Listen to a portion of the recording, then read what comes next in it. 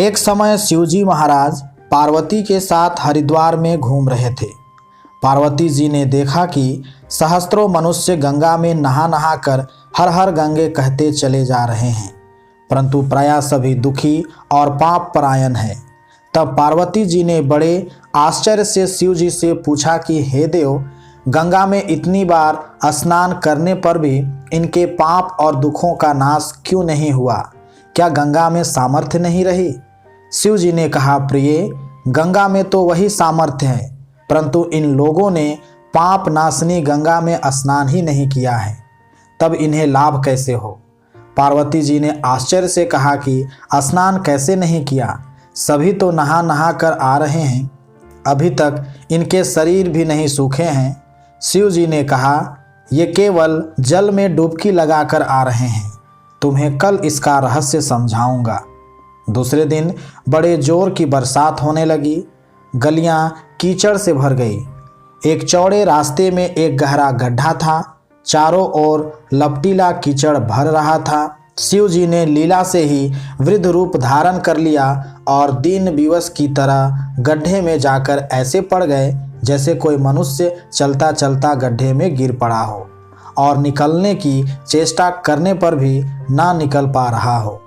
पार्वती जी को उन्होंने यह समझाकर गड्ढे के पास बैठा दिया कि तुम लोगों को सुना सुना कर यूं पुकारती रहो कि मेरे वृद्ध पति अकस्मात गड्ढे में गिर पड़े हैं, कोई पुण्यात्मा इन्हें निकाल कर इनके प्राण बचाए और मुझ असहाय की सहायता करे। शिव जी ने यह और समझा दिया कि जब कोई गड्ढे में से मुझे निकालने को तैयार हो तब इतना और कह देना कि भाई, मेरे पति सर्वथा निष्पाप हैं, इन्हें वही छुए जो स्वयं निष्पाप हो। यदि आप निष्पाप हैं तो इनके हाथ लगाइए, नहीं तो हाथ लगाते ही आप भस्म हो जाएंगे। पार्वती जी गड्ढे के किनारे बैठ गई और आने जाने वालों को सुना सुना कर शिव जी की सिखाई हुई बात कहने लगी। गंगा में नहाकर लोगों के दल आ रहे हैं। सुंदर युवती को यूं बैठी देखकर कईयों के मन में पाप आया। कई लोग लज्जा से डरे तो कईयों को कुछ धर्म का भय हुआ, कई कानून से डरे। कुछ लोगों ने तो पार्वती जी को यह भी सुना दिया कि मरने दे बुढ़े को, क्यों उसके लिए रोती है।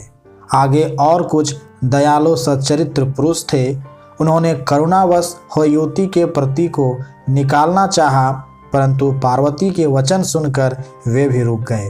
उन्होंने सोचा कि हम गंगा में नहाकर आए हैं तो क्या हुआ, पापी तो हैं ही, कहीं होम करते हाथ ना जल जाए बुढ़े को निकालने जाकर।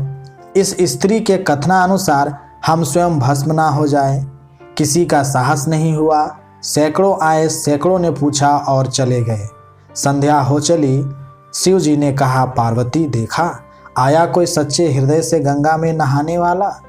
थोड़ी देर बाद एक जवान हाथ में लोटा लिए हर हर गंगे करता हुआ निकला। पार्वती ने उसे भी वही बात कही। युवक का हृदय करुणा से भर आया। उसने शिव जी को निकालने की तैयारी की।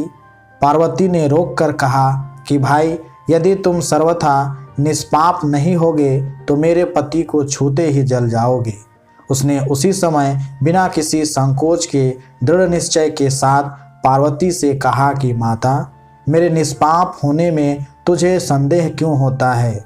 देखती नहीं मैं अभी गंगा नहा कर आया हूँ। भला गंगा में गोता लगाने के बाद भी कभी पाप रहते हैं? तेरे पति को निकालता हूँ। युवक ने लपक कर बुढ़े को ऊपर उठा लिया। शिव पार्वती ने उसे अधिकारी समझकर अपना असली स्वरूप प्रकट कर उसे दर्शन देकर कृतार्थ किया। शिव जी ने पार्वती से कहा कि इतने लोगों में से इस एक ने ही गंगा स्नान किया है।